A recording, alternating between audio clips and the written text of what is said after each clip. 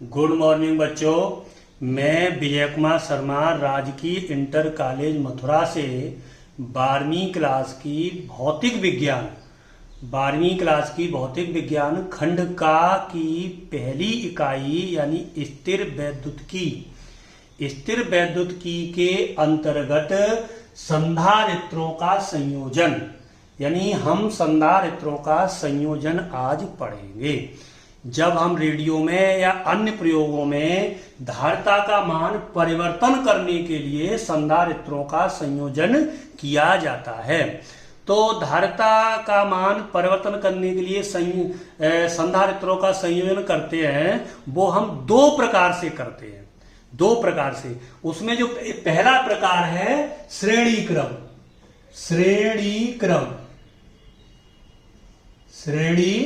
क्रम और दूसरा प्रकार है समांतर क्रम। ठीक है बच्चों, पहला यानी जो संधारित्र जो संयोजन मतलब जोड़े जाते हैं वो दो तरह से जोड़े जाते हैं। एक तो होता है क्रम श्रेणी क्रम और दूसरा होता है समांतर क्रम। तो आज हम श्रेणी क्रम के बारे में जानेंगे, यानी श्रेणी क्रम में संधारित्र किस तरह से जोड़े जाते हैं और समांतर क्रम में किस तरह से जोड़े जाते हैं ये भी हम जानेंगे। तो फिलहाल हम जानते हैं श्रेणी क्रम में संधारित्र किस तरह से जोड़े जाते हैं। दो या दो से अधिक संधारित्र, यानी कम से कम दो से ज्यादा हम कितने ही ले सकते हैं।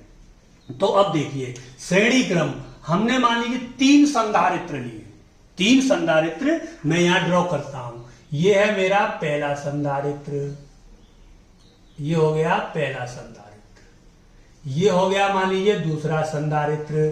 संधारित्र क्या होता है ये भी हम पढ़ चुके हैं, यानी ऐसा चालक जिसके आकार में हम परिवर्तन ना करें और पर्याप्त मात्रा में आवेशित संचित किया जा सके, उसे हम संधारित्र कहते हैं। और संधारित्र में कितनी प्लेट होती हैं बच्चों? 2 प्लेट, एक धनावेशित प्लेट और दूसरी ऋण आवेशित प्लेट। इस तरह से हमारे ये 3 संधारित्र हमने लिए।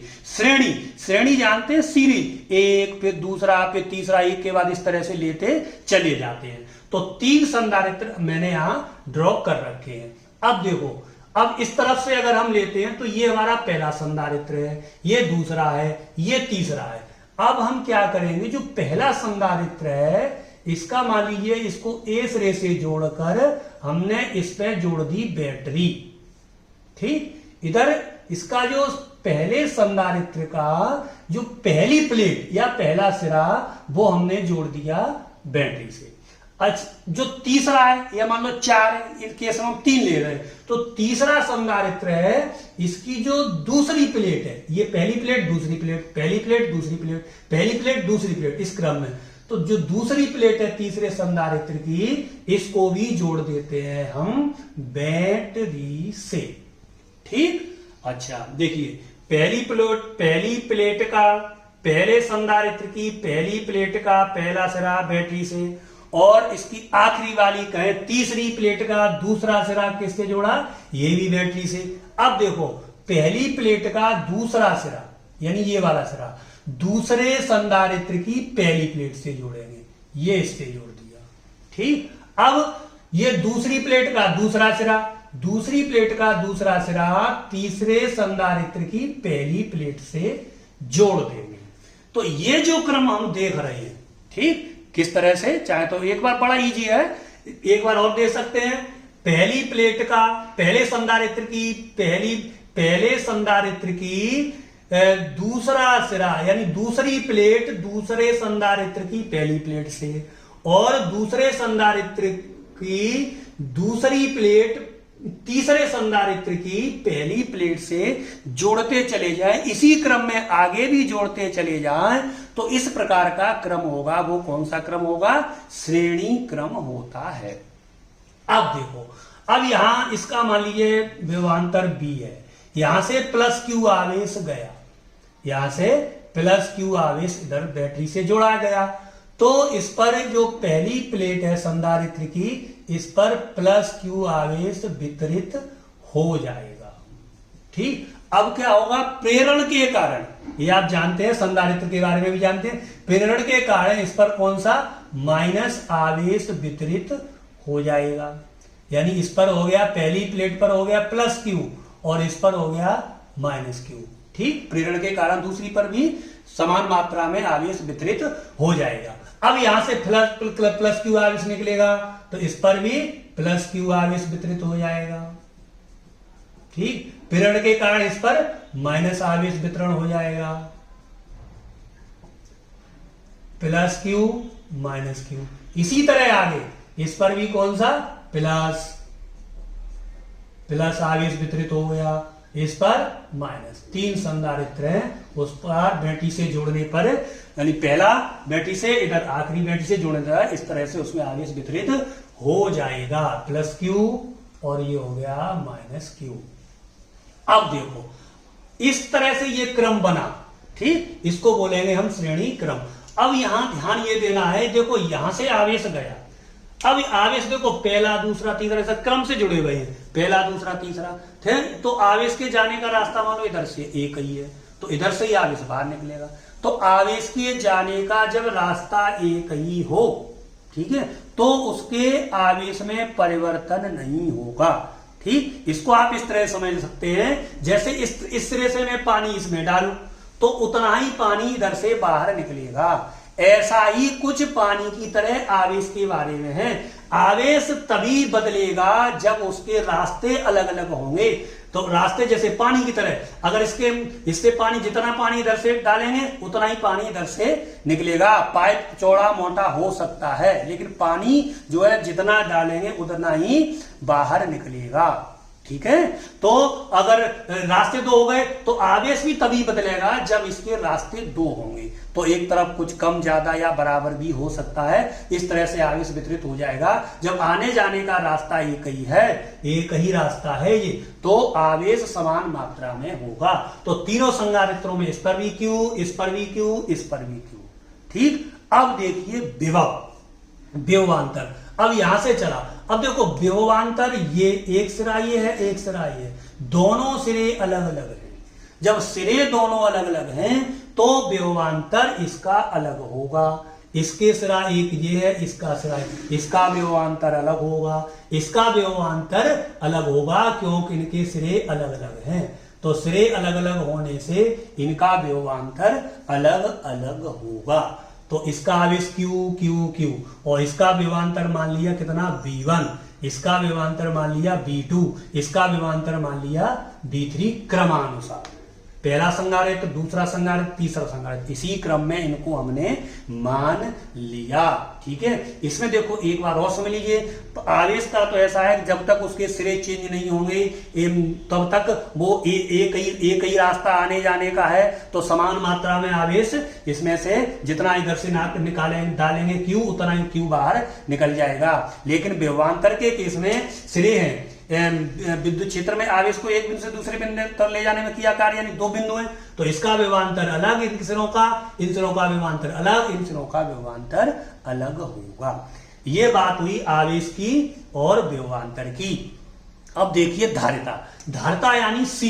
तो C का हमने फॉर्मूला पढ़ा हुआ है, C बराबर क्या होता है, Q/V, यानी किसी चालक को आवेश देने पर उसमें विभव में वृद्धि के अनुपात को धारिता कहते हैं। तो इस केस में क्या हो रहा है, देखिए C1 है, मानिए C1, तो Q तो समान है, जितना जा रहा है उतना कांस्टेंट है, और B बदल रहा है। तो अगर मान लीजिए B अगर मान लीजिए Q गया यहां पर मान लीजिए 2 कूलम और विभव कितना गया, मान लीजिए 1 वोल्ट विभवांतर, तो ये कितना मिल जाएगा, 2 फेरड। तो C1 2 फेरड मिली, ये चेंज हो रहा है। C2 देखो, यानी Q तो उतना ही रहेगा, Q उतना ही है, मान लीजिए कितना 2 है, और विभवांतर कितना हो गया, विभवांतर हो गया मान लीजिए 2 वोल्ट, तो ये कितना आ जाएगा, 1 फेरड है।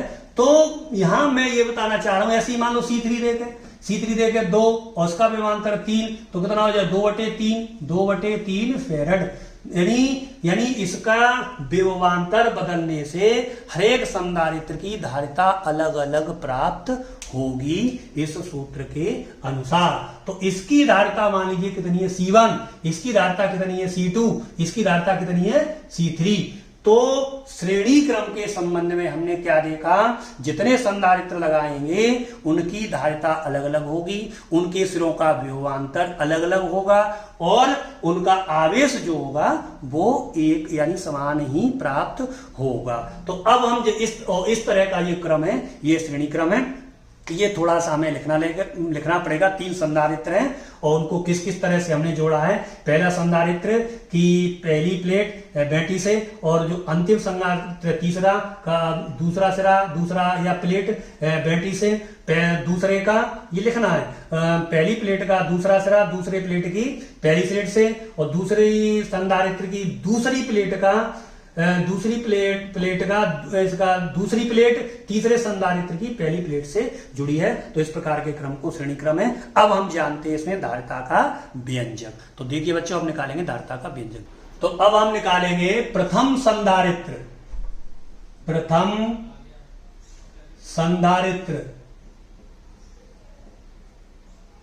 प्रथम संधारित्र का विभवांतर। प्रथम संधारित्र का विभवांतर मान लीजिए क्या है, V1। तो V1 बराबर फॉर्मूले से जानते हैं क्या होगा, Q/C1। इसको नंबर दे दूं 1। इसी तरह द्वितीय संधारित्र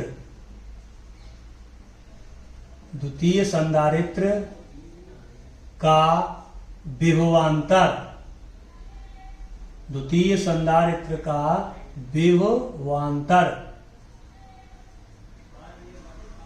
संधारित्र का विभवांतर यानी V2 बराबर Q/C2 नंबर 2। इसी प्रकार तृतीय संधारित्र का विभवांतर। तृतीय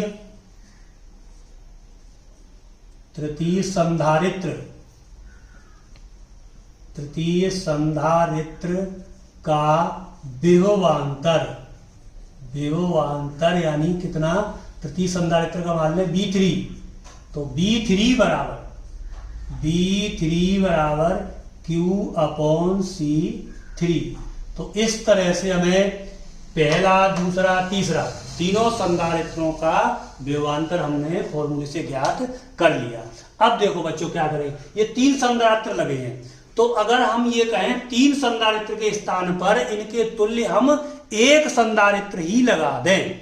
एक संधारित्र कैसे, इन तीनों के तुल्य एक संधारित्र मैंने ले लिया।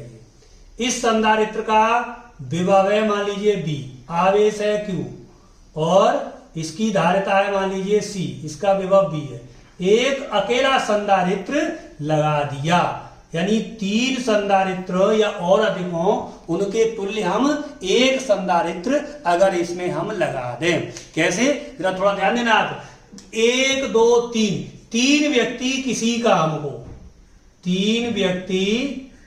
काम को मान लीजिए 4 घंटे में करते हैं। जैसे उन्हें कोई क्यारी खोदनी है, 4 घंटे में करते हैं 3 व्यक्ति एक किसी काम को।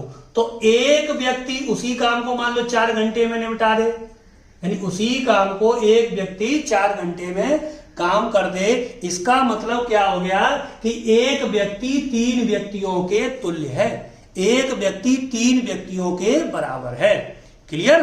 तो वही चक्कर यहां, इन 3 संधारित्र के स्थान पर हम क्या करें, एक संधारित्र उनके तुल्य संधारित्र प्रयोग कर लेते हैं। इस बात को मैं लिखता हूं, इन संधारित्र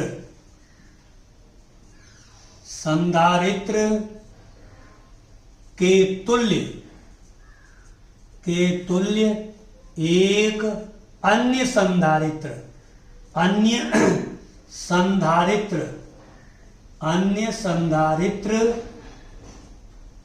लगाने पर जिसकी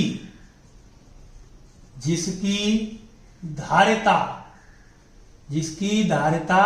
C व विभवांतर जिसकी धारिता C व विभवांतर B हो और आवेश क्या हो, Q हो। विभवांतर B हो आवेश क्यूओ, धारिता सीओ, इन तीनों के तुल्य हम एक संधारित्र प्रयोग कर ले तो क्या होगा, तो हमें मिलेगा V बराबर क्या मिलेगा, Q अपॉन सी। V बराबर Q अपॉन सी, ये समीकरण नंबर हो गया हमारा 4। अब हम क्या करते हैं, समीकरण नंबर B1 B2 B3, तो B1 B2 का हम कुल तो अब तक हमने क्या निकाल लिया, संधारित्र 1 2 3 इनका विभवांतर निकाल लिया और इन तीनों के स्थान पर इन तीनों के तुल्य एक अन्य संधारित्र प्रयोग करें तो जिसकी धारिता C और इसका विभवांतर B, तो उसके द्वारा हमने विभवांतर निकाल लिया B बराबर Q अपॉन C। तो अब हम क्या करें, इन तीनों संधारित्रों का कुल विभवांतर और इस अकेले का विभवांतर क्या होगा, दोनों बराबर होंगे। तो अब मैं निकालता हूं तीनों संधारित्रों का कुल विभवांतर। तीनों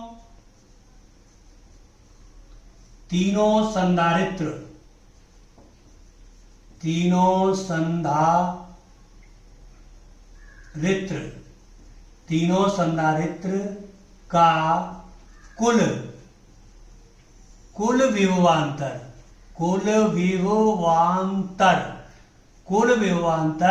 यानी V बराबर क्या होगा, V1 plus V2 plus V3।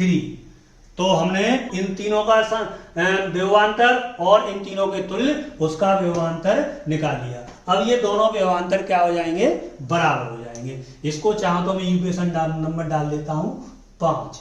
तो ये भी और ये भी, इन दोनों को कर देते हैं बराबर। नेक्स्ट देखिए आप अगले स्टेप में। अब देखिए नेक्स्ट स्टेप, यानी जो तुल्य संधारित्र लगाया था उसका विभव कितना मिला, Q अपॉन C, और ये बराबर होगा इन तीनों का विभवांतर, यानी B1 plus B2 plus B3। तो Q अपॉन C बराबर B1 Q1 upon C1 plus B2 Q upon C2 plus B3 Q upon C3। तो Q आएगा Q upon C1 Q upon C2 Q upon C3, Q common ले ले तो Q upon C इधर ही रह गया। इसमें क्या लिया हमने, इधर लिया हमने Q कॉमन, कितना बचा 1 upon C1 plus 1 upon C2 plus 1 upon C3। तो Q से Q कैंसिल हो जाएगा, तो 1 अपॉन C बराबर 1 upon C1 plus 1 upon C2 plus 1 upon C3। तो ये हमें श्रेणी क्रम में जोड़े गए संधारित्र की धारिता के लिए व्यंजक प्राप्त हो गया। अब इस केस में हमने क्या देखा कि तुल्य संधारित्र की धारिता का व्युत्क्रम माने उल्टा, यानी 1/c। तुल्य संधारित्र की धारिता का व्युत्क्रम अलग अलग संधारित्रों की धारिता के व्युत्क्रम के योग के बराबर होता है।